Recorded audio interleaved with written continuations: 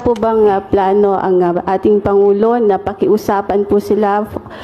Kayo po, wala po ba kayong plano bilang Pangulo ng ating bansa para pakiusapan mo sila na huwag nang ituloy yung impeachment dahil baka abala nga naman po sa trabaho ng ating gobyerno at syempre sa buhay at pamumuhay ng ating mga kababayan?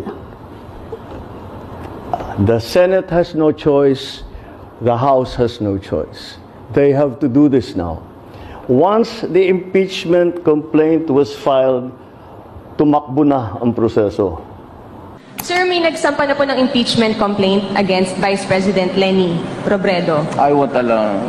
Do you think, sir, may basehan po para ma-impeach nga po siya? What are your thoughts po? Look, you know, we just had an election.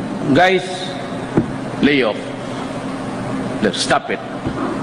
Can do other things, but do not tinker with the structure of government. I will not countenance it. Elected yung tao. So, why do you have to sit just because he keeps on harping on me? Yeah, this is democracy. It's freedom of speech. Wala naman, there is no overt acts committed. Kakatapos lang ng eleksyon, huwag mo sirain bayan.